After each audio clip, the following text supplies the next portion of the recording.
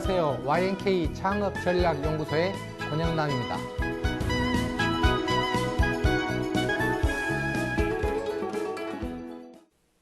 이번 시간에는 직장인들이 자주 범하는 창업에 관한 중대한 실수를 배창업 씨의 사례를 통해 알아보도록 하겠습니다.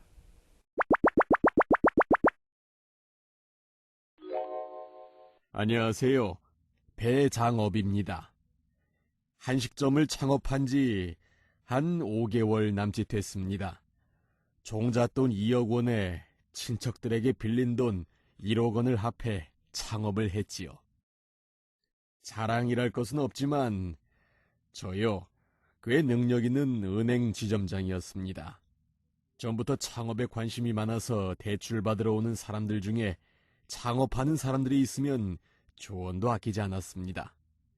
그리고 또 평소 부인도 주위에서 음식 솜씨가 좋다고 칭찬이 자자해서 음식점 여는데 사실 큰 걱정 안 했습니다. 가게는 신축 건물에 얻었습니다. 자리도 그렇게 나쁘지 않았고, 그리고 무엇보다 마음에 들었던 건 신축 건물이라 전세입자한테 줄 권리금이 전혀 없다는 것이었습니다. 권리금, 그거 없어지는 돈이나 마찬가지 아닙니까? 아깝게 권리금을 낭비할 필요 없죠. 그렇게 임대보증금 7천만 원에 월세 400만 원으로 약 50평짜리 가게를 얻었습니다.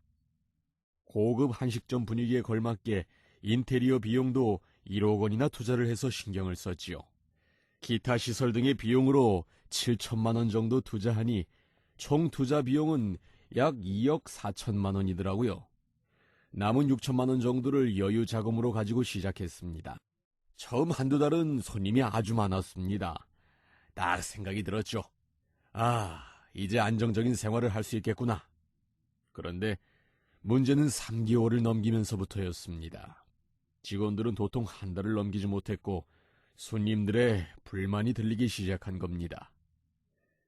대부분 직원들 교육 똑바로 시켜라 라는 말이더군요. 직원들이 손님에게 대체 어떻게 했길래 잘 되던 장사에 손님이 점점 줄어드는 걸까요? 아주 요즘 잠도 안 오고 죽겠습니다. 배장업 씨의 사연을 들어보았는데요. 배장업 씨는 직원들에게 문제가 있다고 생각하고 있네요. 정말 그럴까요? 직원의 얘기도 한번 들어보겠습니다. 안녕하세요. 한 직원입니다. 배장금 한식이 개업할 때부터 이랬습니다. 사장님이 자꾸 가게 매출이 부실한 게 직원들 탓이라고 하는데요. 그냥 듣고 있을 수만은 없네요. 아니, 은행 지점장까지 하셨다길래 믿을만 하겠구나 하고 취직을 했죠.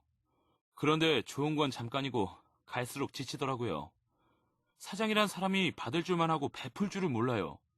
다 같이 힘들게 일해서 매출이 상승하면 보너스로도 한번 줘야 하는 거 아닙니까? 딱 정해진 급여 외에는 직원들에게 베푸는 게 없어요. 보너스는 그렇다 쳐요. 게다가 식구처럼 지내는 직원들 생일도 빤히 알면서 모른 척하니 인간적으로 섭섭하더라고요. 그리고 절약을 하는 것도 좋지만 멀쩡히 영업하고 있는데 손님 없는 쪽에 왜 불을 켜두냐고 직원들을 혼내질 않나.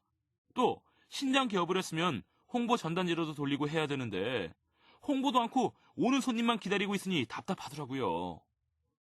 처음에는 은행에서 근무해서 절약정신이 투철하구나 하고 좋게 생각했습니다. 그런데 하루 이틀 반복이 되다 보니 사장님한테 불만만 생기고 풀 곳도 딱히 없으니 불만 표현을 손님에게 하게 되더라고요. 저런, 직원들이 사장님에게 불만이 많았네요. 배장업 씨는 결국 근근히 버티다가 1년 만에 2억 원 정도의 손해를 보고 임대차 만기까지도 가게가 나가지 않아 남은 보증금으로 밀린 월세를 정산하고 지금은 그 충격으로 쉬고 있다고 합니다.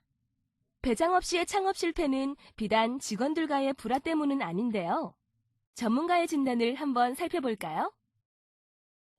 배창업 씨의 사례를 잘 보셨습니까? 자신만만하게 창업을 시작했지만 결국엔 안 좋은 결과로 끝맺음이 되었네요. 배창업 씨의 사연 속에서 우리는 직장인들이 자주 범할 수 있는 창업 실패의 원인을 발견할 수 있습니다. 배창업 씨의 실패 원인은 직원과의 불화보다 창업 이전 직장인 시절의 나를 바꾸지 못했다는 것에 있습니다. 공무원이나 은행에서 오래 근무한 경험이 있는 사람들의 가장 큰 단점은 남에게 받을 줄만 알지 베풀 줄을 모른다는 것입니다. 배창업 씨는 직원들에게 정해진 급여 외에는 아무것도 주지 않았으며 심지어 직원들의 생일도 모른 척했습니다. 내가 월급을 받을 때와 월급을 줄 때는 엄연히 달라져야 합니다. 직원들에게 베풀면 그만큼 사장에게 돌아오게 되어 있습니다. 직원들에 대한 복리는 투자이지 적선이 절대 아닙니다. 돈은 직원이 벌어준다는 말을 명심하시기 바랍니다. 월급 받는 직장인일 때처럼 받는 것만 알고 베풀 줄을 모른다면 직원들의 사기는 얻을 수 없습니다. 또한 배창업 씨의 경우 은행에서 근무하면서 변한 소심한 성격과 몸에 배어있던 전략 정신도 과했다고 보여집니다. 장사를 하려면 조우나 시도나 두둑한 배포가 필요합니다. 그런 성격이 원래 아니더라도 과감하게 성격을 바꿔야 합니다. 손님이 없다고 가게 불을 끄고 당장 눈아픈 매출만 믿고 홍보비를 아끼려고 한다면 성공하기는 힘듭니다. 게다가 그런 성격 탓에 직원들이 불만을 갖게 되면 그 불만은 손님에게 그대로 전이될 수밖에 없습니다. 직원이 손님이 불러도 못 들은 척 가지 않고 음식을 시켜도 제때 나오지 않는데 아무리 맛이 좋고 시설이 좋으면 그게 무슨 의미가 있겠습니까? 여기서 마지막으로 여러분들이 눈여겨볼 부분은 권리금입니다. 신축 건물은 권리금이 없는 대신 월세가 상당히 비싼 편입니다. 주인 입장에서는 처음에 월세를 최대한으로 올려놓아야 매매 시 건물 가격도 올라가고 차후 다른 사람이 임차에 들어오더라도 현재 임차 가격 이하로 들어오는 경우는 거의 없기 때문에 처음에 많이 받으려고 합니다. 즉 권리금이 없다고 주화만 하지 말라 이겁니다. 지급해야 할 권리금이 여러분들이 매달 지급하는 월세에 정가되어 있다고 보시면 맞습니다. 또한 기존에 누군가 그 자리에서 음식점을 하고 있다면 주인들은 함부로 월세를 인상하지 못할 것입니다. 왜냐하면 서로 안면도 있는 데다가 만약 월세를 가하게 올리면 그 항의를 감당하기가 어렵기 때문입니다.